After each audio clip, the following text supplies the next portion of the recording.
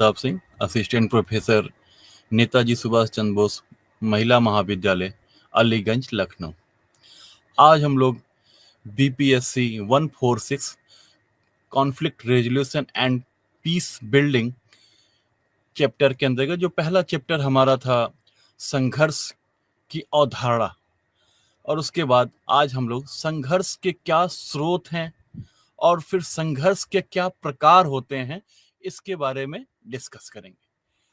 जैसा कि मैंने पिछले क्लास में ही बताया था कि संघर्ष की परिभाषा को लेकर ही शैक्षणिक और एकेडमिक जगत में एक प्रकार से संघर्ष विद्यमान है। कोई विद्वान संघर्ष को लेकर कोई दूसरा कारण बताता है, जबकि कोई विद्वान संघर्ष का कुछ दूसरा परिभाषा बताता है। इसी प्रकार संघर्ष के क्या स्रोत होते हैं इसको लेकर भी विद्वानों में मतभेद है, या एक प्रकार से कहें तो संघर्ष की स्थिति विद्यमान है। कुछ विद्वान आर्थिक संघर्ष को ज्यादा महत्व देते हैं, तो कुछ विद्वान मूल्य आधारित संघर्ष की ज्यादा बात करते हैं, और कुछ जो इंटरनेशनल पॉलिटिक्स की बात करते हैं वो पावर कॉन्फ्लिक्ट को ज्यादा इंपॉर्टेंस देते हैं। इसके साथ अप्रभावी संचार भी एक प्रकार से मूल्य के स्रोत के अंतर्गत आता है, और फिर संघर्ष में कैसे वृद्धि हो जाती है, ये सारी चीजें एक प्रकार से संघर्ष के स्रोत के अंतर्गत आती है। इसी प्रकार हम अंतरराष्ट्रीय स्तर पर जब बात करते हैं तो उसमें भी संघर्ष के खतरों के प्रकार अलग होते। जैसे कभी कभी किसी देश को ये डर सताता है कि कोई दूसरा देश या कोई वर्ल्ड का जो ऑर्गेनाइजेशन है वो हमारे ऊपर कुछ सजा का प्रावधान कर सकते हैं, या कभी कभी एक देश को ये डर लगता है कि कोई दूसरा देश उसके ऊपर कहीं विजय न प्राप्त कर ले।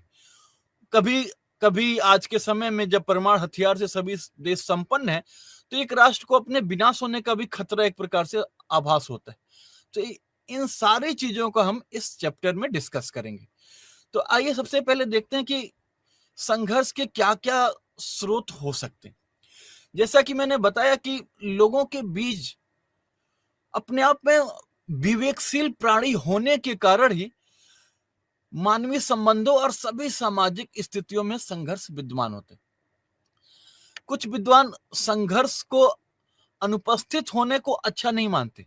उनका मानना है कि अगर संघर्ष अनुपस्थित है तो एक प्रकार से समाज सही दिशा में उसका प्रगति नहीं हो रहा है। संघर्ष की अनुपस्थिति आमतौर पर सार्थक बातचीत की अनुपस्थिति का भी संकेत देती है। तो अपने आप में संघर्ष जो होता है वो न तो बहुत अच्छा होता है और न ही बहुत बुरा होता है। हालांकि जिस तरह से संघर्ष का संचालन किया जाता है वह यह निर्धारित करता है कि संघर्ष रचनात्मक है या विनाशकारी है।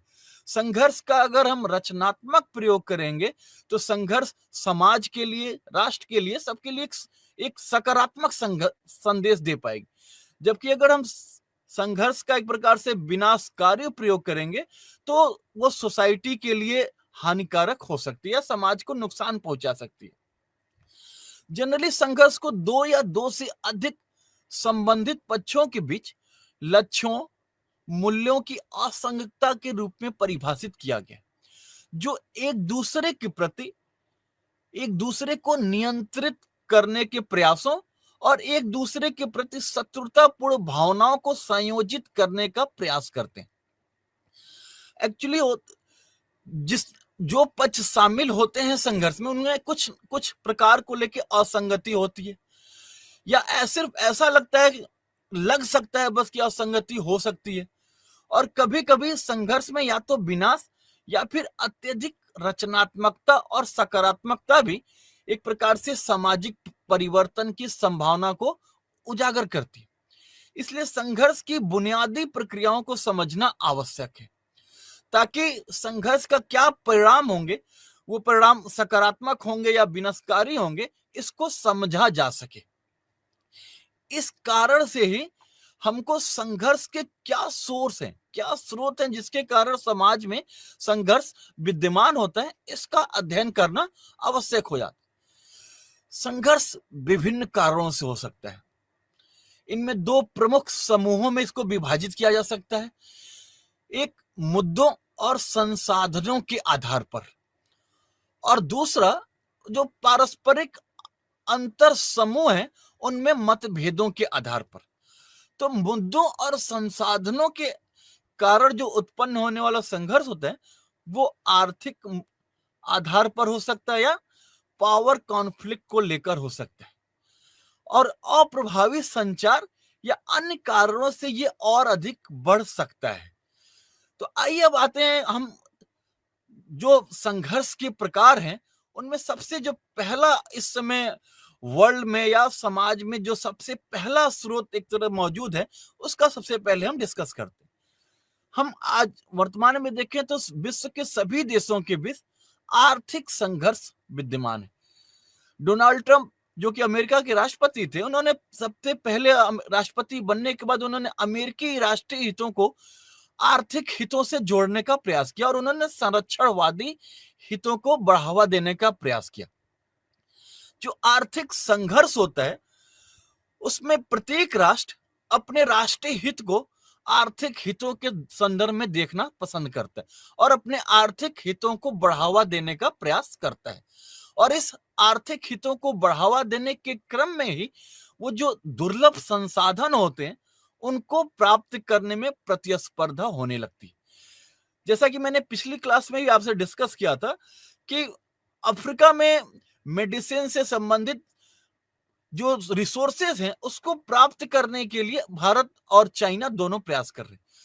तो अफ्रीका का जो नेचुरल रिसोर्स है वो एक प्रकार से आर्थिक हित उसमें समाहित है, और इस कारण से भारत और चाइना के बीच में संघर्ष को हम देख सकते हैं। तो इसी प्रकार जो प्रत्येक पक्ष होते हैं, चाहे वो राष्ट्र हो चाहे वो व्यक्ति हो, वो संसाधनों को प्राप्त करना चाहते हैं, और इसलिए प्रत्येक पक्ष के व्यवहार और भावनाओं को इस तरह से निर्देशित किया जाता है ताकि उन्हें ही अधिकतम लाभ प्राप्त हो सके।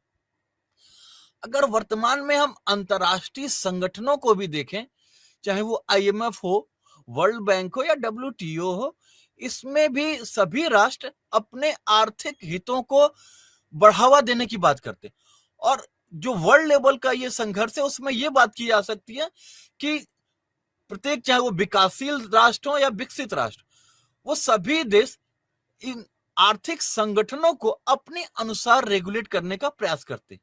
जितने भी जो विकासशील देश हैं उनका ये मानना है कि जितने भी वर्ल्ड के आर्थिक ऑर्गेनाइजेशंस हैं उसमें विकसित देशों के अनुसार उनके राष्ट्रीय हितों को निर्धारित किया जाता है, और राष्ट्रीय संगठन मतलब अंतरराष्ट्रीय संगठन जितने भी हैं वो विकासशील देशों के हितों में उतना काम नहीं कर रहे। इसी प्रकार एक और उदाहरण हम ले सकते हैं कि जो ट्रेड यूनियन होते हैं और जो प्रबंधन के बीच का संघर्ष का जो मुख्य कारण ही होता है वो आर्थिक हिस्से को या इकोनॉमिक डिस्ट्रीब्यूशन को कैसे साझा किया जाए इसी को लेकर होते। अगर हम थिंकर के लेवल पर भी देखें तो कार्ल मार्क्स जो विचारक थे उन्होंने आर्थिक संघर्ष को ही पूरे सभी समस्याओं का जड़ माना। उनका मानना था कि आर्थिक व्यवस्था ही एक प्रकार से आधार के रूप में विद्यमान होती है, और आर्थिक व्यवस्था में जैसे ही परिवर्तन होता है वैसे जो ऊपरी संरचनाएं होती हैं वो उसमें बदलाव आना शुरू हो जाता है।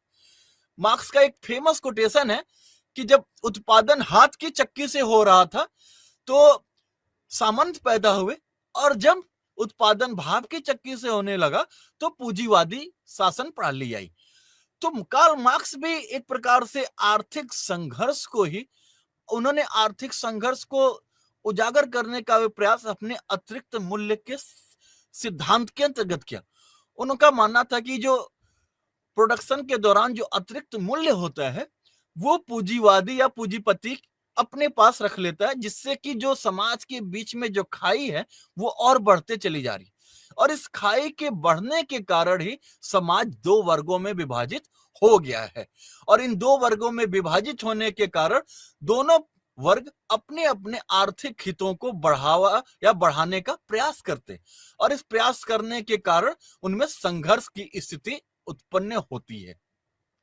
तो चाहे वो कार्ल मार्क्स हो, ये सभी जो एक प्रकार से नव उदारवादी विचारक हैं वो आर्थिक संघर्ष को ही किसी भी राजनीतिक व्यवस्था में या वर्ल्ड के लेवल पर संघर्ष का सबसे बड़ा स्रोत मानते हैं। इसी प्रकार मूल्यों को लेकर भी संघर्ष होता है। दैनिक जीवन में हम मूल्यों को टकराते हुए देख सकते हैं। एक पीढ़ी की जो वैल्यूज होते हैं वो दूसरी पीढ़ी के वैल्यूज से टकराते हैं, और उस टकराहट के कारण भी समाज में या राष्ट्र के लेवल पर भी संघर्ष विद्यमान है। तो मूल्य संघर्ष में जनरली जो जीने के तरीके में व्याप्त असंगतियां शामिल हैं, और ये जो संघर्ष होते हैं वो पीढ़ी दर पीढ़ी उनका जो लेवल होता है वो अलग होता चला जाता है। विचारधाराओं की वरीयता, सिद्धांतों और प्रथाओं की वरीयता, जिनमें लोग विश्वास करते हैं, उसको लेकर ये संघर्ष विद्यमान होते हैं। अगर हम इसको एक छोटे से उदाहरण से समझना चाहें तो हम समझ सकते हैं। हम सभी ने गोदान उपन्यास पढ़ा होगा। गोदान उपन्यास में जो संघर्ष है वो एक प्रकार से मूल्यों का ही संघर्ष है। होरी, जो कि एक सामंतवादी व्यवस्था का समर्थक है, जो कि धर्म, मर्याद और समाज की सभी जो वरीयताएं हैं, जो गांव की प्रतिबद्धताएं हैं, उनको एक साथ लेकर चलने का प्रयास करता है।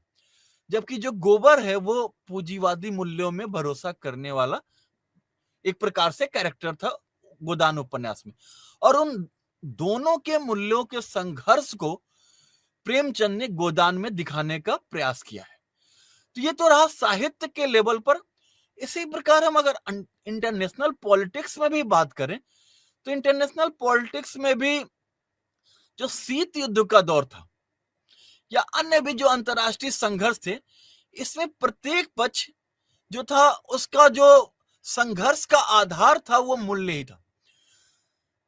अमेरिका जहां पूंजीवादी मूल्यों को बढ़ाने का प्रयास कर रहा था, तो वहीं पे सोवियत संघ मार्क्सवादी या साम्यवादी मूल्यों को बढ़ाने का प्रयास कर रहा था। और इस मूल्यों के टकराहट के कारण ही विश्व दो धड़ों में विभाजित हो गया था, जहां सोवियत संघ मार्क्सवादी विचारधारा का प्रतिनिधित्व कर रहा था या मार्क्सवादी मूल्यों को बढ़ावा देने का प्रयास कर रहा था, तो वहीं अमेरिका पूंजीवादी मूल्यों को बढ़ाने का प्रयास कर रहा था। और इसी कारण से विश्व तत्कालीन समय में इन दो समर्थक देशों के बीच में विभाजित हो गया था। और यद्यपि शीत युद्ध के दौरान संघर्ष प्रत्यक्ष रूप से उपस्थित नहीं रहा, लेकिन अप्रत्यक्ष रूप से हमेशा ऐसा लगता था कि विश्व के अंदर एक तीसरा विश्व युद्ध या संघर्ष की स्थिति विद्यमान हो सकती। तो ये एक प्रकार से देखें तो ये मूल्यों को लेकर संघर्ष था। जो तीसरा स्रोत होता है संघर्ष का, वो होता है शक्ति का संघर्ष, पावर कॉन्फ्लिक्ट। पावर कॉन्फ्लिक्ट को सबसे अच्छे तरीके से नौ यथार्थवादी विचारक और नौ यथार्थवादी विचारकों ने अपने विचारधाराओं में प्रयोग किया है। मॉर्गेनथाउ का मानना था कि पूरा जो इंटरनेशनल पॉलिटिक्स है वो एक प्रकार से शक्ति का संघर्ष है, पावर कॉन्फ्लिक्ट है। उनका मानना था कि ये पावर जो है वो हमेशा एक देश के पास ही नहीं रहती, पावर हमेशा शिफ्ट होते रहता है एक देश से दूसरे देश के पास। जब तक एक देश शक्तिशाली है तब तक वो अपने प्रभाव को बनाए रखना चाहता है, और जो देश कमजोर है वो अपने शक्ति को बढ़ाना चाहता है, और वो चाहता है कि जब हमारे पास शक्ति हो जाए तो फिर हम एक प्रकार से अपने प्रभाव का विस्तार अंतरराष्ट्रीय राजनीति में करने का करें। तो शक्ति संघर्ष तब होता है जब प्रत्येक पक्ष रिश्ते और सामाजिक परिदृश्य में अपने प्रभाव को बनाए रखने का प्रयास करता है या अधिकतम करने की इच्छा रखता है। एक पक्ष तभी मजबूत होगा जब दूसरा पक्ष कमजोर हो। इस प्रकार शक्ति संघर्ष जो होता है वो आमतौर पर जीत या हार में समाप्त होता है और निरंतर तनाव की स्थिति के साथ कायम रहता है। जब भी एक या दोनों पक्ष आपसी रिश्तों में शक्ति का दृष्टिकोण अपनाते हैं तो व्यक्तियों, समूहों या राष्ट्रों के बीच शक्ति संघर्ष हो सकता है। सभी प्रकार के संघर्षों में शक्ति संघर्ष उपस्थित ही रहता है, एक अनिवार्य फैक्टर होता है, क्योंकि सभी पक्ष क्या करते हैं, वो एक दूसरे को नियंत्रित करने की कोशिश करते हैं। यह ध्यान देना चाहिए कि अंतरराष्ट्रीय संघर्ष एक प्रकार से शुद्ध प्रकार के संघर्ष नहीं होते, बल्कि उनमें कई तरह के स्रोतों का एक मिश्रण शामिल होते हैं। कहीं पावर कॉन्फ्लिक्ट होता रहता है, कहीं वैल्यू एडेड कॉन्फ्लिक्ट होता रहता है। इन सारे चीजों के एक प्रकार से मिश्रण होते हैं। जैसे संघर्ष, संघ प्रबंधन में संघर्ष में आर्थिक प्रतिस्पर्धा शामिल है, लेकिन यह भी एक शक्ति संघर्ष का रूप ले सकती है और अक्सर इसमें विभिन्न विचारधारा या राजनीतिक मूल्य शामिल होते हैं। यही तथ्य राष्ट्र राज्यों के बीच सत्ता के लिए संघर्ष में भी लागू हो जाता है। तो संघर्ष के जितने भी अधिक स्रोत शामिल होते हैं, आमतौर पर संघर्ष उतना ही अधिक तीव्र और असभ्य हो जाता है। तो ये तो हो गया एक प्रकार से पावर कॉन्फ्लिक्ट। एक और जो शक्ति के संघर्ष के स्रोत होते हैं वो एक प्रकार से अप्रभावी संचार भी शक्ति संघर्ष का स्रोत का एक हिस्सा हो जाता है। अप्रभावी संचार जो होता है वो संघर्ष का एक महत्वपूर्ण स्रोत है, जहां कोई बुनियादी असंगति नहीं होती। गलतफहमी भी एक प्रकार से संघर्ष करवा सकती। हम अगर व्यवहारिक उदाहरण लें तो हमेशा हम देखते हैं कि चाहे वो एक दोस्त और दूसरे दोस्त के बीच का संघर्ष हो, या कभी समाज के एक वर्ग का या दूसरे वर्ग से संघर्ष हो। जैसे आज के समय में हम देखते हैं कि एक छोटी सी अफवाह भी संघर्ष का एक कारण बन सकती है। और आज के सोशल मीडिया के दौर में जब एक सूचना बहुत ही तेजी से समाज के सभी वर्गों के बीच फैलती है, तो वो सूचना में कितना तथ्यगत समानता है वो या झूठ है, इसका बिना ध्यान रखे ही वर्तमान समय में हम संघर्ष को देख सकते हैं कि एक पक्ष दूसरे पक्ष के बीच संघर्ष होने लगता है। इसके अलावा एक विशेष स्थिति में भी तथ्यों के बारे में अलग अलग पक्षों की अलग अलग धारणाएं हो सकती, क्योंकि जब तक वे जानकारी साझा नहीं करते और अपनी धारणाओं को स्पष्ट नहीं करते हैं, समाधान संभव नहीं होते। तो यदि हम एक बात दूसरे पक्ष को हम स्पष्ट और सम्मानजनक तरीके से नहीं समझा पाते, तो भ्रम होने या कभी कभी कोई व्यक्ति आहत होकर या गुस्से की स्थिति उत्पन्न होती है और वह आगे चलकर संघर्ष का कारण बनती है। चाहे संघर्ष के स्रोत केवल अवधारणात्मक हो या संचार समस्याओं के कारण हो, इसमें शामिल पक्षों को वह वास्तविक लगने लगता है और उसको वास्तविक लगने के कारण प्रायः संघर्ष की स्थिति उत्पन्न हो जाती है। तो अप्रभावी संचार एक प्रकार से गलत फहमी के कारण पैदा होने वाले संघर्ष की एक स्रोत के रूप में हम इसको देख सकते हैं। और जब तक संचार प्रभावी तरीके से उसका समाधान प्रस्तुत नहीं कर देता है और उस गलतफहमी को दूर नहीं कर देता है, तब तक वो संघर्ष बढ़ता रहता है। तो अप्रभावी संचार भी एक प्रकार से संघर्ष के कारण या संघर्ष के स्रोत के अंतर्गत हम उसको भी देख सकते हैं। कभी कभी क्या होता है कि संघर्ष को कंट्रोल करने के प्रयास किए जाते हैं और कभी कभी ऐसी स्थिति होती है कि संघर्ष अपने आप वृद्धि होते चला जाता है या संघर्ष दिन प्रतिदिन और बढ़ता चला जाता है। तो संघर्ष में वृद्धि भी एक प्रकार से देखें तो संघर्ष का एक बड़ा स्रोत होता है। यह बुनियाद से अधिक अतिरिक्त है, इसलिए बढ़ते संघर्षों का प्रबंधन करना और मुश्किल हो जाता है। संघर्ष में वृद्धि होने से डरने और रक्षात्मक होने की प्रक्रिया क्या हो तेज हो जाती है। धमकी से प्रतिशोध की भावना में वृद्धि होती है और यह चक्र जितनी बार घूमता है और धमकी और प्रतिशोध का और भी खतरनाक होता चला जाता है। तो इस प्रकार से हम देखें तो संघर्ष को समय रहते कंट्रोल करने का प्रयास करना चाहिए। संघर्ष के एक प्रकार से देखो तो ध्रुवीकरण को बढ़ने से रोकना चाहिए और विभिन्न पक्षों को अपनी स्थिति के प्रति उनके दृष्टिकोण है उसमें और अधिक दृढ़ता लाने की जगह उसमें थोड़ा उसमें ढील देनी चाहिए, ताकि हम एक दूसरे को समझ सकें और विरोधाभासी व्यवहार को एक प्रकार से हम संघर्ष में बदलने से रोक पाए। जब पक्षों के संघर्ष में गतिरोध की स्थिति उत्पन्न हो जाती है तो वो आमतौर पर खुद से बाहर निकलने में असमर्थ होते हैं और एक मध्यस्थ या सलाहकार की भूमिका में तीसरे पक्ष के हस्तक्षेप की आवश्यकता पड़ती है। तो ये तो हो गया एक प्रकार से जो संघर्ष के स्रोत थे उसका पहला पार्ट। इसी प्रकार संघर्ष के कुछ स्रोत जो है वो मानव आधारित होते हैं। ये व्यक्तिगत, समूह पक्ष और राज्य या राष्ट्र हो सकते हैं। इसके अंतर्गत अंतर व्यक्तिगत संघर्ष होते हैं। अंतर व्यक्तिगत संघर्ष तब पैदा होता है जब दो लोगों के रिश्ते में संगत आवश्यकताएं, लक्ष्य या दृष्टिकोण होते। आपसी बातचीत में व्यवधान होना अक्सर अंतर व्यक्तिगत संघर्ष का एक महत्वपूर्ण स्रोत होता है और ऐसी कठिनाइयों को रोकने और सुलझाने में संचार कौशल सीखना काफी महत्वपूर्ण होता है। पर यह भी सच है कि कुछ लोगों के बीच ऐसे वास्तविक मतभेद होते हैं जो किसी भी बेहतर संचार के द्वारा हल नहीं हो सकते।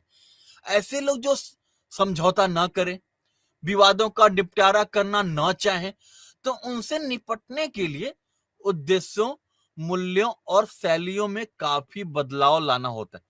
कुछ लोग संघर्ष को अस्थायी मान लेते हैं और उसके बाद उसमें किसी प्रकार का समाधान का कोई विकल्प नहीं रखते। तो ऐसे समय में हमको अगर संघर्ष को कम करना है, बढ़ने से रोकना है, तो उसको जो समाधान की जो शैली है उसमें हमें परिवर्तन करना होता है और उस शैली परिवर्तन को ही हम अपने व्यक्तित्व के संघर्ष से जोड़ सकते हैं। क्योंकि जनरली हमारा व्यक्तित्व तो कुछ और है, लेकिन हमें संघर्ष को रोकने के कारण अपने पर्सनालिटी में जो वैल्यूज है उसमें कुछ चेंज लाना पड़ता है। तो इसे ही व्यक्तित्व संघर्ष के रूप में हम जानते हैं। उदाहरण के लिए यदि हम दोनों पक्षों को सत्ता की अधिक आवश्यकता है और दोनों ही एक दूसरे पर हावी होना चाहते हैं एवं दोनों को संतुष्ट करने का कोई रास्ता नहीं है, तो शक्ति संघर्ष की शुरुआत होती है।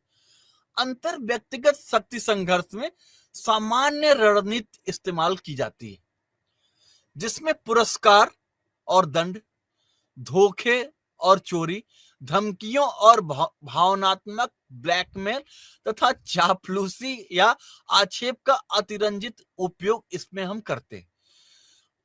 जनरली हम देखते हैं चाहे वो कोई भी क्लास हो, उसमें अगर सबसे जो बिगड़ैल बच्चा होता है उसको अगर कोई टीचर अगर उसको कंट्रोल कर लेता है तो जनरली क्लास के सभी बच्चे नियंत्रित रहते हैं। तो हम अन्य बच्चों को तो हम दूसरे प्रकार से कंट्रोल करने का प्रयास करते हैं, लेकिन जो सबसे बिगड़ैल बच्चा होता है उसके साथ हम अन्य अन्य प्रयोग करके उसको रास्ते पे लाने का या उसको जो तरीका है उसको हम भावनात्मक तरीके से जोड़कर उसके व्यक्तित्व में परिवर्तन लाने का प्रयास कर सकते। तो हम एक जगह तो दूसरा तरीका अपनाते हैं और जबकि दूसरे लोगों से साथ दूसरा तरीका अपनाते हैं। इसी को व्यक्तित्व एक प्रकार से संघर्ष कहते हैं और इसको कारण हम फिर सुलझे जो सत्ता संघर्ष है उसको आमतौर पर उसकी परिवर्तन होने से रोकते हैं। जो एक अन्य स्रोत है उसको हम भूमिका संघर्ष कहते हैं। भूमिका संघर्ष में उन व्यक्तियों के बीच भूमिका की परिभाषाओं, अपेक्षाओं या जिम्मेदारियों में बहुत वास्तविक अंतर इसको शामिल कर जो एक सामाजिक व्यवस्था में एक दूसरे के ऊपर निर्भर होती है।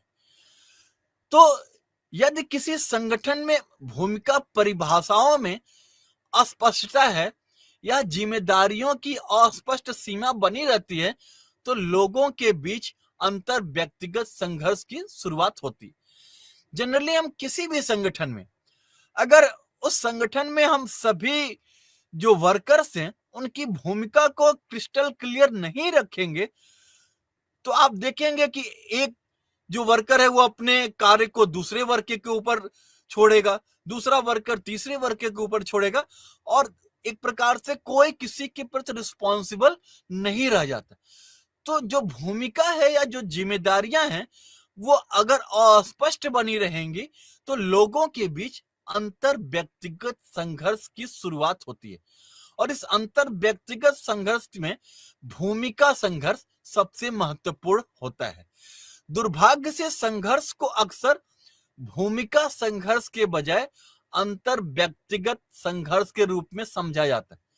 जनरली क्या होता है कि हमने क्रिस्टल क्लियर नहीं किया कि क्या भूमिका किसकी है, और उस भूमिका के क्लियर नहीं होने के कारण दो व्यक्ति आपस में टकरा जाते हैं या उनके बीच संघर्ष की स्थिति उत्पन्न हो जाती है।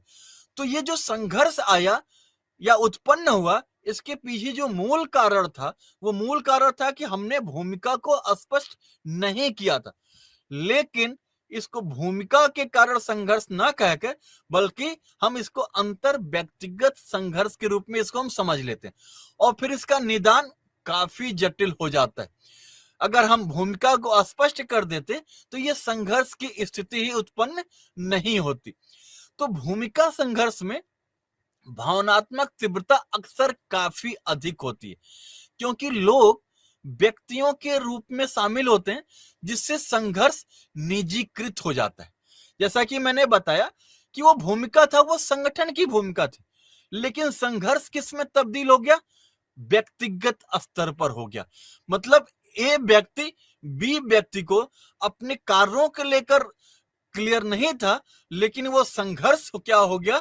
एक प्रकार से ए और बी के बीच का संघर्ष हो गया, जबकि वो कार्य किसका था? संगठन का था। यह हम व्यक्तिगत स्तर पर भी लागू इसको कर सकते हैं, इसको हम किसी निजी कंपनी में भी लागू कर सकते हैं, और यह राज्यों या राष्ट्रों के नेतृत्व पर भी लागू कर सकते हैं। तो ये एक प्रकार से भूमिका संघर्ष के अंतर्गत हमें इतना चीजें जाननी होती है। जो एक और समूह संघर्ष होता है, वो अंतर समूह संघर्ष होता है। प्राय हम वर्तमान में समाज में इसको हम महसूस कर सकते हैं, चाहे वो राज्य स्तर की राजनीति हो, उसमें हम जातिगत संघर्ष को देख सकते हैं, चाहे मणिपुर का मामला, वहां पे हम नस्लीय संघर्ष को देख सकते हैं। तो ये जो एक समूह के बीच में जाति आधार पे, नस्ल के आधार पे, या एक ही विभाग या उस विभाग के विभिन्न निर्णायकों, संघ और प्रबंधन के बीच में जो संघर्ष होता है, उसे हम अंतर समूह संघर्ष कहते हैं। सीमित संसाधनों के लिए आपस में प्रतियोगिता करना अंतर समूह संघर्ष का सबसे मुख्य स्रोत होता है। चाहे वो नस्ल के आधार पे, अगर हम नॉर्थ ईस्ट के सभी राज्यों के जो संघर्ष का मूल कारण है वो नस्ली आधार पे ही।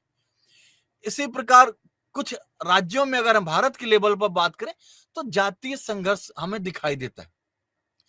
तो इन सभी संघर्षों का जो मुख्य उद्देश्य होता है, अगर हम जातीय संघर्ष को इस समय देखें तो सत्ता को प्राप्त करना सबसे बड़ा संघर्ष का कारण हो चुका है। या अगर हम नस्ली आधार पर देखें तो जैसे नॉर्थ ईस्ट में बांग्लादेश जो शरणार्थी हैं, वो आकर वहां के संसाधनों पर कब्जा कर रहे हैं, जिससे कि नॉर्थ ईस्ट के लोगों और बांग्लादेश के लोगों के बीच में एक प्रकार का संघर्ष हम देखते हैं। उसको हम नस्ली संघर्ष के रूप में ही देख सकते हैं। इससे निपटने के लिए भी कई तरीके विकसित किए गए, जैसे कि कम विघटनकारी तरीकों से इस तरह के संघर्ष से निपटने के लिए सामूहिक सौदेबाजी और एक प्रकार से मध्यस्थता सबसे इंपॉर्टेंट टूल के रूप में इसमें प्रयोग किया जाता है। अंतर समूह संघर्ष में सामाजिक मनोवैज्ञानिक प्रक्रियाएं बहुत महत्वपूर्ण होती हैं। सदस्य की जो एक जाति का सदस्य है या एक नस्ल का जो सदस्य है, प्राय उसकी जो धारणाएं होती है वो रूढ़िबद्ध होने लगती और उनमें एक दूसरे के खिलाफ भेदभाव की भावना विकसित होने लगती। अंतर सामूहिक संघर्ष के ये प्राचीन लक्षण सामुदायिक हालात में नस्ली संबंध की तरह विभिन्न संगठनों में स्पष्ट रूप से मौजूद हो सकते हैं। अंतर समूह जो संघर्ष होता है वो तनावपूर्ण होता है, और जब समूहों की पहचान को खतरा होता है तो यह तनाव विशेष रूप से बढ़ जाता है। विनाशकारी अंतर समूह संघर्ष जो होता है वो सामाजिक आर्थिक दोनों प्रकार से समाज के लिए खतरनाक होता है। अगर हम जो धार्मिक दंगे होते, धर्म के आधार पर जो दंगे होते हैं, जो सांप्रदायिकता के कारण होते हैं, वो एक प्रकार से इसमें सामाजिक और आर्थिक दोनों प्रकार से समाज के लिए खतरनाक होते हैं। और ऐसे संघर्ष प्रायः हम देखेंगे होते तो हैं सांप्रदायिक आधार पे, लेकिन उसके जो पीछे फैक्टर होता है वो कहीं ना कहीं आर्थिक आधार होता है। इकोनॉमिक फैक्टर के कारण ही सांप्रदायिक दंगे या सांप्रदायिक तनाव की स्थिति भी उत्पन्न होती। तो ये तो एक प्रकार से हो गया अंतर समूह संघर्ष की स्थिति। इसके बाद हमें एक बहुपक्षीय संघर्ष भी होता है समाज में, जब विभिन्न हित समूहों संगठनों में संसाधन प्रबंधन और नीति के विकास पर अलग अलग प्राथमिकताएं होती हैं, तब समाज में बहुपक्षीय संघर्ष होता है। इस जटिल संघर्ष में आमतौर पर आर्थिक मूल्य और शक्ति स्रोतों के संयोजन शामिल होते हैं। जैसे उदाहरण के रूप में अगर किसान संगठन वर्तमान में एमएसपी को लेकर अगर आंदोलन कर रहे हैं, तो उसके पीछे कहीं ना कहीं उनके आर्थिक हित हैं, और उस आर्थिक हित के कारण किसान आंदोलन इस समय हम देश में या राज्य में देख पा रहे हैं। तो इस प्रकार का जो संघर्ष होता है वो प्रायः आर्थिक मूल्यों और शक्ति स्रोतों के संयोजन उसमें शामिल होते हैं। यह जटिलता प्रायः पारंपरिक आधिकारिक और विरोधी प्रक्रियाओं की पहुंच से परे होते हैं, और इसके निपटारे के लिए प्रायः सहयोगी तरीकों से आम सहमति बनाने की प्रयास या उसकी आवश्यकता होती है। तो ये तो बहुपक्षीय संघर्ष की बात होगी। इसके साथ अंतरराष्ट्रीय संघर्ष भी हम शक्ति स्रोत के अंतर्गत देख सकते हैं या संघर्ष के स्रोत के अंतर्गत देख सकते हैं। वैश्विक स्तर पर राज्यों के बीच अंतरराष्ट्रीय संघर्ष होता है। यह संघर्ष संसाधनों के लिए प्रतियोगिता के कारण हो सकता है, अपने मूल्यों और शक्ति संघर्ष को बढ़ाने के लिए हो सकता है, कभी कभी अपनी महत्ता सिद्ध करने के लिए कूटनीतिक चैनलों के माध्यम से ये मतभेद स्पष्ट रूप से लगातार बढ़ता चला जाता है, और कभी कभी धमकी और प्रति धमकी के माध्यम से भी व्यक्त होने लगता है। काल्पनिक प्रचार के कारण इस तरह की कई सामाजिक मनोवैज्ञानिक विकृतियां जो पारस्परिक और अंतर समूह संघर्ष की विशेषताओं को एक प्रकार से और बढ़ा देते। हम अगर भारत और पाकिस्तान के बीच संघर्ष की बात करें तो इसमें एक जम्मू कश्मीर फैक्टर के रूप में यहाँ पे एक फैक्टर बन के आए। इसी प्रकार भारत और चाइना के बीच में नॉर्थ ईस्ट में अपने बॉर्डर को लेकर एक प्रकार से संघर्ष विद्यमान है। तो ये जो संघर्ष होते हैं वो प्रायः किसी मूल्यों को लेकर होते हैं, और इसमें प्रायः अपनी शक्ति को बढ़ाने का प्रयास करने के कारण होता है। हम देखते हैं कि जो ट्रेड यूनियनों से और राज्यों के बीच का जो संघर्ष है, इसमें सबसे महत्वपूर्ण अंतर यह होता है कि राज्यों की जो प्रतिस्पर्धा है वह शांति और युद्ध के एक नाटकीय परिवर्तन से चिन्हित होती रहती है, और संघर्ष के दो विरोधाभासी रूपों का यह परिवर्तन खतरों का अप्रत्यक्ष संघर्ष, शांति के दौरान वादों और युद्ध में प्रत्यक्ष संघर्ष, अन्य इन सभी रूपों में हम देख सकते हैं।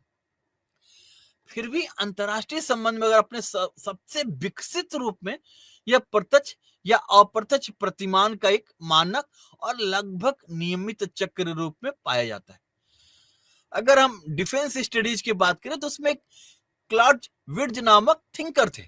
उनकी एक प्रसिद्ध टिप्पणी थी कि युद्ध जो होता है वो कूटनीति का एक विस्तार है। कूटनीति और युद्ध की प्रणाली की एकता और इसके दो तीव्र रूप से विपरीत प्रतिमानों के मान्यता देती है।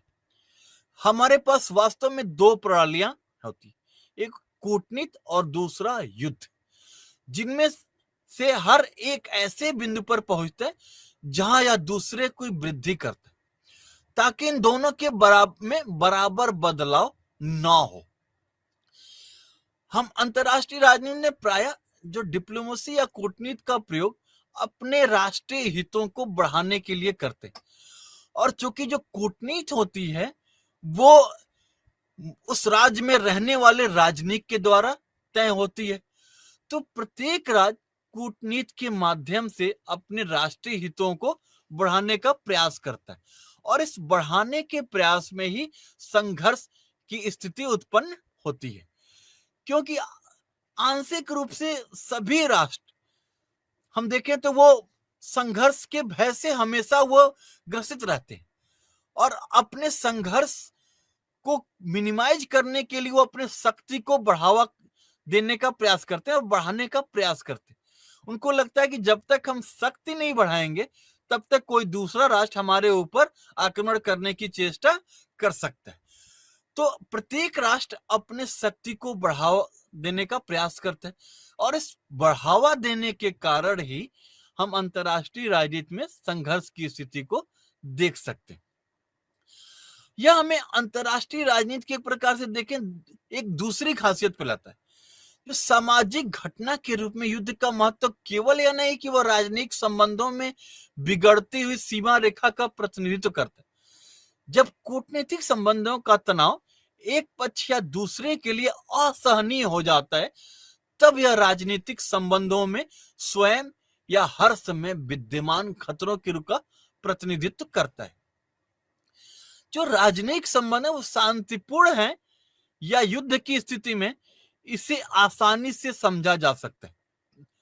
जैसे भारत और पाकिस्तान का उदाहरण लें तो वर्तमान समय में देखें तो भारत और पाकिस्तान की जो क्रिकेट टीम है वो एक दूसरे देश का दौरा नहीं करती। तो हम आसानी से समझ सकते हैं कि उसके पीछे कारण क्या है। उसके पीछे कारण कहीं ना कहीं पाकिस्तान द्वारा प्रायोजित आतंकवाद है और इसके कारण से दोनों देशों के बीच जो संबंध है वो सामान्य नहीं है। विभिन्न स्तरों पर इन संबंधों को सामान्य करने का प्रयास किया जाता है, ट्रैक टू डिप्लोमेसी के माध्यम से या बुद्धिजीवियों के माध्यम से इस संघर्ष को कम करने का प्रयास किया जाता है। प्रायः हम देखते हैं कि दूसरे देशों के इन्वॉल्वमेंट के द्वारा भी हम इन संघर्षों को कम करने का प्रयास करते हैं, लेकिन प्रायः हम देख रहे हैं कि वर्तमान में भारत और पाकिस्तान के बीच संबंध नॉर्मल नहीं हो पाते। उदाहरण के लिए हम देखें कि कोई देश शांति की स्थिति में या युद्ध की स्थिति में है, उसको हम स्पष्ट तौर पे देख सकते हैं। अगर एक और उदाहरण लें हम कि अमेरिका और कनाडा का संबंध की अगर बात करें तो प्रायः हम ये देखेंगे कि उनमें युद्ध का जैसी कोई खतरे की स्थिति नहीं होती। लेकिन अगर हम अमेरिका और सोवियत संघ रूस की बात करें तो हम देखते हैं कि उनमें विचारात्मक आधार पे ही युद्ध का खतरा एक विद्यमान रहता है।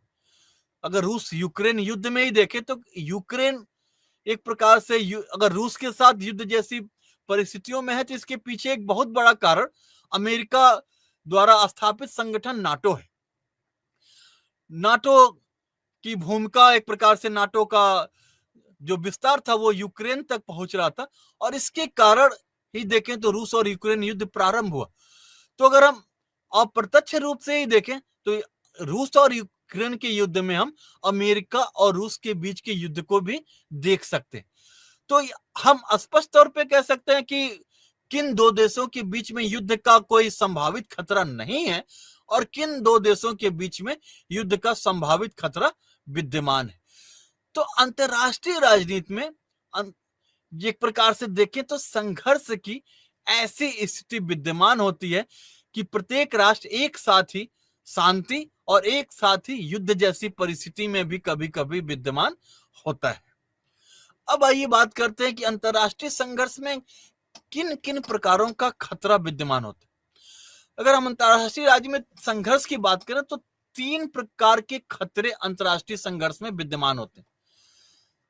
पहला है इसमें सजा का खतरा, दूसरा खतरा है विजय का खतरा और तीसरा खतरा है विनाश का खतरा। तो आइए सबसे पहले देखते हैं कि सजा का खतरा क्या है। हम जब दो राष्ट्रों के बीच संबंध के देखते हैं, अगर हम देखें कोई गैर सशर्त रूप से व्यवहार राज्यों और राष्ट्रों के बीच दंड का खतरा एक महत्वपूर्ण खतरा है, क्योंकि न तो दूसरे पर विजय प्राप्त करते हैं और न ही इसका विनाश कर सकते हैं। अगर हम वर्तमान संबंध में किन्हीं 2 परमाणु शक्ति संपन्न देशों की बात करें तो ऐसी स्थिति अब कभी नहीं होने जा रही है कि एक राष्ट्र दूसरे राष्ट्र के ऊपर विजय प्राप्त कर लेगा या उसका पूर्णतः विनाश कर देगा। हालांकि एक राष्ट्र सैन्य कृत्यों से दूसरों के लिए चीजों को असहज बना सकता है और इससे अन्य देशों की नीतियों को अपने पक्ष में प्रभावित कर सकता है। 2 तकरीबन बराबर पक्षों के बीच दंड के खतरे के साथ समस्या यह है कि कि एक पक्ष को दूसरे पक्ष के जैसा ही नुकसान उठाना पड़ता है। हालांकि पीड़ित पक्ष इसे कभी भी सच नहीं मानता। हम इसको अगर हम साउथ एशियन संगठन जो सार्क है उसके आधार पर देखें तो इन देशों के बीच में हम देखें तो व्यापार बहुत ही अच्छे तरीके से हो सकता है, लेकिन ये देश परस्पर अपने अन्य मुद्दों के कारण परस्पर संघर्ष की स्थिति में रहते हैं और इस संघर्ष की स्थिति में रहने के कारण उनके आर्थिक हित प्रभावित होते ही होते हैं। लेकिन कोई भी पक्ष यह स्वीकार करने को तैयार नहीं होता है कि उसे नुकसान हो रहा है, जबकि यथार्थ में उसे नुकसान हो रहा होता है। अगर भारत और पाकिस्तान के बीच व्यापार ही देखें तो भारत ने पाकिस्तान के एमएफएन का दर्जा समाप्त कर दिया, तो नो डाउट इसमें कोई संदेह नहीं कि पाकिस्तान को भी इससे आर्थिक नुकसान उठाना पड़ रहा है, लेकिन इसके साथ साथ भारत को भी आर्थिक हित उससे भी प्रभावित हो रहे हैं। लेकिन ना तो पाकिस्तान स्वीकार करने को तैयार है किसके नेशनल इंटरेस्ट या इकोनॉमिक इंटरेस्ट प्रभावित हो रहे हैं, ना ही भारत यह स्वीकार करने को तैयार है कि उसके इकोनॉमिक इंटरेस्ट प्रभावित हो रहे हैं। इस प्रकार दंड देने वाले की सजा और दंड पाने वाले की सजा ज्यादा होती है। जब यह किसी भी कार्रवाई से जब अलग होते हैं, जैसे जैसे सजा की लागत बढ़ती है इसका खतरा कम होता जाता है। क्रीमिया का युद्ध इसका एक अच्छा उदाहरण है, कैसे एक खतरा सजा के युद्ध में बदल गया। ब्रिटिश और फ्रांसीसियों को रूस पर विजय के बारे में कोई उम्मीद नहीं थी, हालांकि मामलों को अप्रिय बनाकर उन्होंने रूस को अपनी शक्ति से फैलाने से मना कर दिया। तो इस दौरान हमने देखा कि खुद अपने सशस्त्र बलों के लिए भी मामलों को बहुत हम कभी कभी अप्रिय बना देते हैं। तो जो सबसे बड़ा खतरा होता है कि उससे जो इंटरनेशनल पॉलिटिक्स में विद्यमान है वो सजा का ही खतरा होता है। जैसे अगर कोई राष्ट्र किसी राष्ट्र के ऊपर अगर आक्रमण करता है तो यूनाइटेड नेशन भी कई प्रकार के प्रतिबंध या कई प्रकार के सजा का प्रावधान उन देशों के लिए कर देता है, तो उससे उनकी नेशनल इंटरेस्ट प्रत्यक्ष रूप से भले ही नहीं लेकिन अप्रत्यक्ष रूप से बहुत ही ज्यादा प्रभावित होते हैं। तो इस प्रकार से सजा का खतरा अंतरराष्ट्रीय राजनीति में विद्यमान होता है। जो दूसरा खतरा है वो एक तरह से विजय का खतरा होता है। जब कोई राष्ट्र बिना शर्त के दूसरों के साथ संबंध स्थापित नहीं करता तो विजय का खतरा संभव हो जाता है। अगर हम ब्रिटिश साम्राज्य की बात करें, जो कि हम कहते हैं कि ब्रिटेन के साम्राज्य का कभी सूर्य अस्त नहीं होता है, तो जो ब्रिटेन के साम्राज्य का विस्तार करने का जो तरीका था वो इस विजय के खतरे के अंतर्गत ही आता है। इस खतरे को शक्तिशाली प्रभाव के साथ इस्तेमाल किया जाता है। ब्रिटिश साम्राज्य अपनी ऊंचाई पर एक विशाल बहुजातीय शासन क्षेत्र को व्यवस्थित करने के लिए इस विजय के खतरे के उपयोग का एक उत्कृष्ट उदाहरण था। अगर हम देखें तो भारत में जो ब्रिटिश साम्राज्य का अस्तित्व आया था वो एक आर्थिक हितों को लेकर आया था, लेकिन ब्रिटिश साम्राज्य ने और ब्रिटेन ने कब उस इकोनॉमिक इंटरेस्ट को पॉलिटिकल इंटरेस्ट में बदलकर भारत को कब अपनी कॉलोनी बना लिया या उपनिवेश बना दिया, यह हम समझ नहीं पाए और उसके कारण 200 सालों तक हम ब्रिटेन के गुलाम बने रहे और ब्रिटेन भारत का शोषण करता रहा। इसी प्रकार ब्रिटेन ने अफ्रीका में भी अप्रत्यक्ष शासन इसी बुनियादी संरचना का एक उदाहरण था। जैसा कि हम सभी जानते हैं कि अमेरिका, अफ्रीका के कई देश एक ब्रिटिश साम्राज्य के ही हिस्से थे। तो इस जो साम्राज्य विस्तार का जो एक सोच होती है देशों की, तो यह खतरा प्रमुख शक्तियों द्वारा विजय की नहीं है, कभी कभी यह खतरे में पड़ने वाले देश को किसी प्रतिद्वंदी प्रमुख शक्ति द्वारा जीतने की इजाजत देता है। ऐसा पश्चिमी यूरोपीय राष्ट्रों में हम होता है। इन देशों को संयुक्त राज्य अमेरिका द्वारा जीते जाने का कोई डर नहीं है, क्योंकि अगर ये अमेरिका से बिना शर्त व्यवहार न भी करें तो भी ये सुरक्षित सशर्त अपना अमेरिका से रिलेशन बना लेते हैं। लेकिन इनको खतरा किससे? इनको खतरा रूस द्वारा जीते जाने का वास्तविक डर है। आज भी अमेरिका द्वारा दी गई सुरक्षा हटाए जाने का खतरा इनको यह डर सताने लगता है कि इससे कहीं ना कहीं रूस हमारे ऊपर आक्रमण न कर दे। यूक्रेन इस खतरे का सबसे बड़ा उदाहरण है कि यूक्रेन, इसमें हम देखें तो यूक्रेन के अधिकतर हिस्सों पर रूस के द्वारा कब्जा कर लिया गया है। तो जो विजय का खतरा है, इसमें यूक्रेन का हम देखें तो अस्तित्व ही एक प्रकार से रूस मिटाने पर तुला हुआ है। तो इस प्रकार के खतरे अंतरराष्ट्रीय राजनीति में विद्यमान होते हैं। यह ध्यान रखना दिलचस्प है कि पारंपरिक रूप से निष्पक्ष जो स्वीडन है, स्विट्जरलैंड है, के खिलाफ यह खतरा बहुत प्रभावी नहीं है। पूर्वी यूरोपीय देशों के मामले में पोलैंड और हंगरी को रूस का यह बहुत ज्यादा डर सताता है कि कहीं रूस उनके ऊपर आक्रमण करके उनको विजित ना कर ले। जो तीसरे प्रकार का खतरा होता है इंटरनेशनल पॉलिटिक्स में, और जो कि वर्तमान समय में बहुत ही प्रासंगिक नजर आ रहा है, वो होता है विनाश का खतरा। विनाश का खतरा एक तरह से देखें तो ये पूरी तरह से नया नहीं है।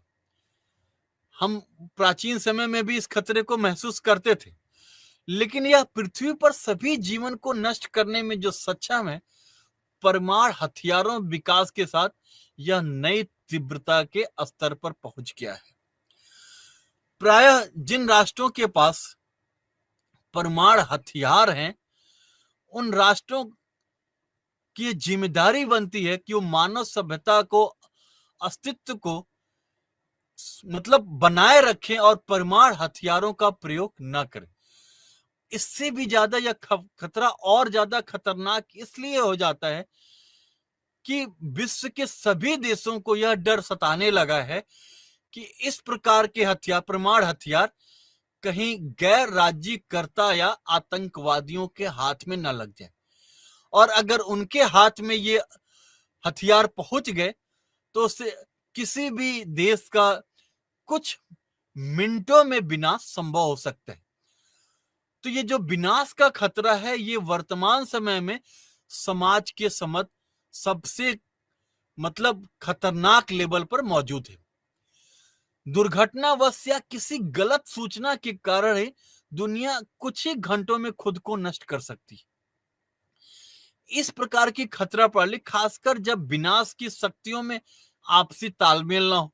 जैसे हम देखें तो वर्तमान समय में भारत और पाकिस्तान दोनों के पास परमाणु हथियार है, लेकिन दोनों के जो संबंध हैं वो नॉर्मल नहीं है। चाहे वो अमेरिका और रूस हैं, उनके पास भी परमाणु हथियार है। अमेरिका द्वारा यह स्पष्ट चिंता हमेशा विश्व के समक्ष प्रस्तुत किया जाता रहा कि विश्व में आतंकवादी संगठनों के पास परमाणु हथियार कहीं से ना पहुंच पाए। अगर हम अमेरिका द्वारा इराक पर किया गया हमले के पीछे कारण भी जो था, वो यही कारण था कि अमेरिका का यह मानना था कि इराक में परमाणु हथियार बनाए जा रहे हैं, और परमाणु हथियार बनाए जाने के कारण वो परमाणु हथियार गैर राज्यकर्ता या आतंकवादी संगठनों तक पहुंच सकते हैं। और जैसे ही आतंकवादी संगठनों तक यह पहुंचने की जहां पहुंच सुनिश्चित हो गई, वैसे मानव सभ्यता के समक्ष एक गंभीर चुनौती उत्पन्न हो सकती है।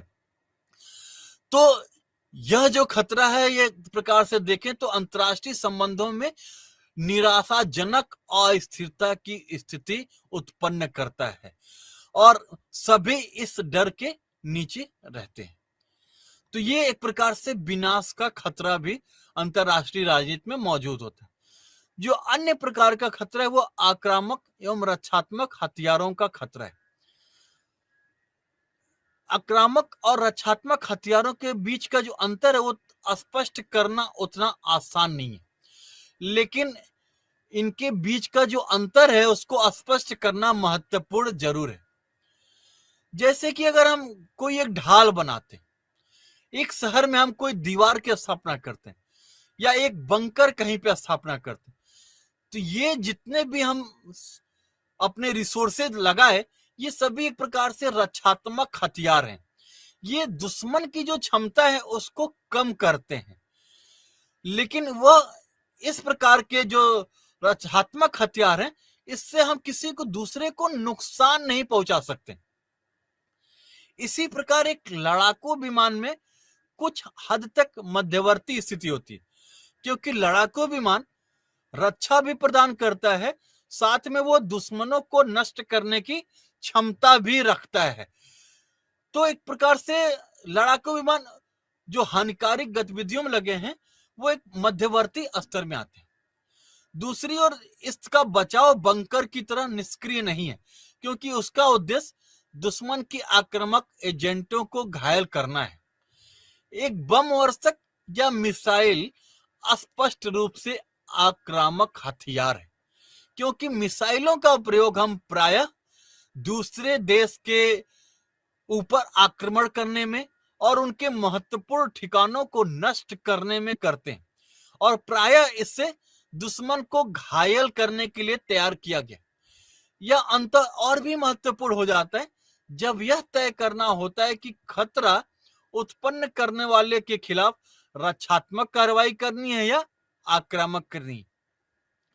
आक्रामक कार्रवाई खतरे की धमकी के प्रति जवाबी प्रतिक्रिया है, और इन दोनों चरम सीमाओं के बीच, जैसा कि हमने पहले देखा कि एक मध्यवर्ती प्रतिक्रिया एक आक्रामक रक्षा कर सकते हैं। इसका उद्देश्य धमकी देने वाले के एक एजेंट को घायल करना है, न कि धमकी देने वाले को। ऐतिहासिक रूप से आक्रामक और रक्षात्मक हथियार जो थे उसकी प्रौद्योगिकी में तेजी आई है। आक्रामक तकनीक में रक्षात्मक तकनीक से ज्यादा दक्षता आई है। इसका जो मुख्य कारण है वो हर आक्रामक हथियारों में एक रक्षात्मक पहलू भी होता है, और ये हथियार दुश्मन के आक्रामक हथियारों को नष्ट करके रक्षा प्रदान करते हैं, जबकि रक्षात्मक हथियारों में शायद ही कोई आक्रामक पहलू होता है। तो इस प्रकार से हम आक्रामक और रक्षात्मक हथियारों के खतरे को समझ सकते हैं, और फिर उसका संघर्ष में कैसे उसकी भूमिका होती है उसको समझ सकते हैं। जो अंतरराष्ट्रीय राजनीति में संघर्ष का एक और मूल कारण होता है वो होता है सीमा विवाद। अंतरराष्ट्रीय संबंधों में राज्यों की जो सीमाएं हैं वो बहुत सीरियसली उसको डिफाइन किया गया, और सीमा का कोई भी उल्लंघन गंभीर चिंता का मामला बन जाता है, तथा राज्यों के अस्तित्व या विस्तार के प्रयासों को उनकी बीच की सीमाओं पर ध्यान केंद्रित करके किया जाता है। शांति के दौरान या कूटनीति द्वारा संघर्ष का केवल अस्तित्व होता है, जबकि राष्ट्रों की तुलनात्मक शक्ति में जब क्रमिक परिवर्तन के कारण अंतरराष्ट्रीय सीमाओं में थोड़ा बहुत समायोजन हो सकता है, पर ज्यादा अंतर करना असंभव हो जाता है। जैसे हम भारत और पाकिस्तान के बीच ही अगर सीमा विवाद को देखें तो इसमें जम्मू कश्मीर एक प्रकार से डिसाइडिंग फैक्टर के रूप में, इस जैसे रेड क्लिफ लाइन जो कि एक प्रकार से सीमा विवाद इसी कारण से कि उसका जो डिफिनीशन है उसमें कितनी सीमा तक हम अंत में अंदर जाने का प्रयास कर सकते हैं, और उसको सीमा का हम प्राय देखते हैं उसका दुरुपयोग करते हैं, और इसके कारण से बॉर्डर पे तनाव जैसी स्थिति उत्पन्न होती। और आखिरकार जब यह केवल कूटनीति से अगर समाधान नहीं हो पाता है तो युद्ध जैसी परिस्थिति उत्पन्न हो जाती है। युद्ध क्या करता है कि युद्ध राष्ट्रीय सीमाओं में बदलाव भी कभी कभी लाता है, जो कूटनीति के तहत अस्तित्व में नहीं था। और जब दोनों पक्ष यह सोचते हैं कि सीमाओं में समायोजन जो कि इससे उभर कर आएगा उससे कमजोर को पर्याप्त हानि नहीं हो रही है, तो उसे युद्ध जारी रखने से हो रही हो, जबकि युद्ध के बाद की संधि में सीमाओं का एक नए तरीके से निर्धारण होता है जो तुलनात्मक रूप से शक्तिशाली देश के पक्ष में होता है। तो ये तो एक प्रकार से जो सीमा विवाद हम विश्व के अधिकतर देशों के बीच में हम सीमा विवाद को देख सकते हैं। भारत पाकिस्तान हो गया, भारत चाइना हो गया, इसमें रूस और यूक्रेन के बीच में हम देख रहे हैं, या क्रीमिया का युद्ध हो गया, जितने भी युद्ध थे उसमें सीमा विवाद भी एक फैक्टर के रूप में मौजूद था। और इसके बाद हम कुछ नए प्रकार के युद्धों के बीच बारे में भी हम देख पाते हैं। जैसे शीत युद्ध के युग में कई युगांतकारी परिवर्तन किए गए थे। ध्रुवता का जो अंत हुआ वो लोकतंत्रीकरण की नई लहरों का उदय, आर्थिक शक्ति और सूचना का वैश्वीकरण, सांस्कृतिक पहचान के आधार पर अधिकारियों के लिए हिंसक अभिव्यक्तियों का उदय और संप्रभुता की एक नई परिभाषा जो राज्यों पर अपने नागरिकों और विश्व समुदाय की ओर जिम्मेदारियों को लागू करता है। अंतरराष्ट्रीय संघर्ष की प्रकृति में परिवर्तन हुआ।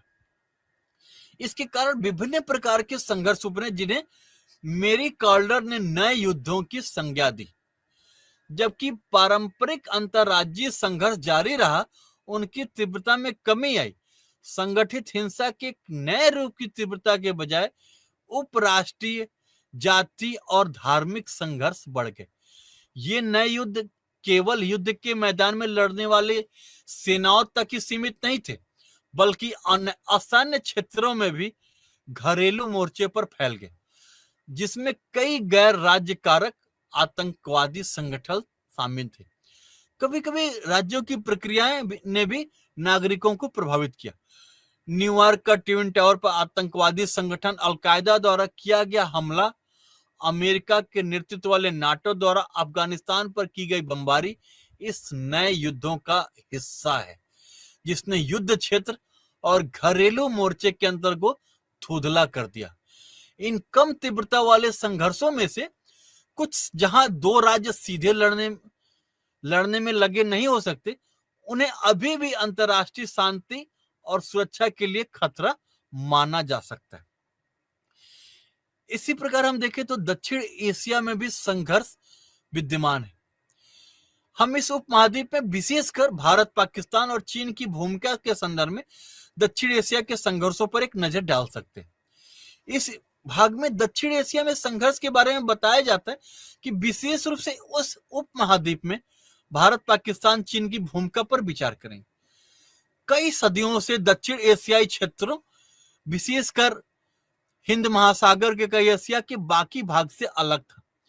भारतीय उपमहाद्वीप ने इस विशेष सभ्यतागत पहचान और विभिन्न स्थानीय राजनीतिक संघर्षों के बीच महत्वपूर्ण संदर्भों में उच्च राजनीति के घटक के रूप में विकसित किया।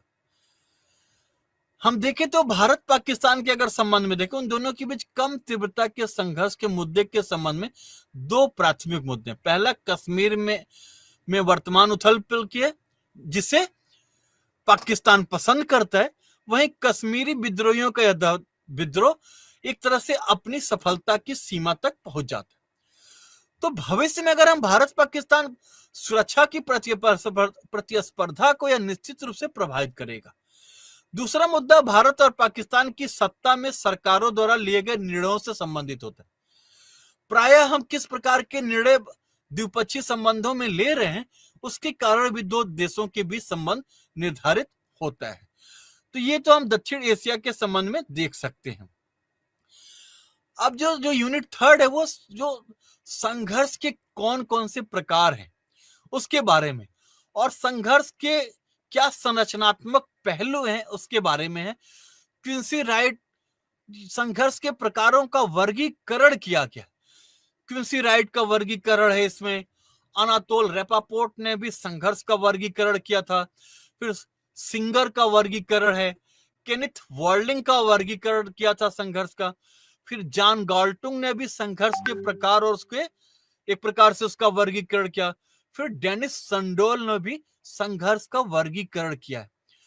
तो इस संघर्ष, क्या कभी संघर्ष हमेशा एक प्रकार से विध्वंसकारी ही होता है, या संघर्ष के कुछ संरचनात्मक पहलू होते हैं जिससे कि मानव सभ्यता का विकास होता है?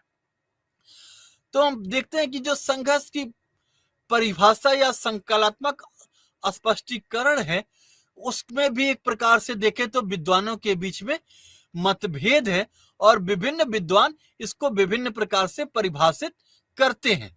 जैसे संघर्ष के क्या कार्य हैं, संघर्ष के क्या उद्देश्य हैं, और संघर्ष के किन किन मुद्दों पर अंतर्राष्ट्रीय राजनीति के विभिन्न विद्वानों ने बात की है, और संघर्ष के कितने प्रकार हो सकते हैं, इसको हम सभी वर्गीकरण के अंतर्गत इसको देखने का प्रयास करेंगे। अगली क्लास में हम इन सभी विचारकों के द्वारा संघर्ष का कैसे वर्गीकरण किया गया, इसको स्पष्ट रूप से समझने का प्रयास करेंगे। Thank you so much.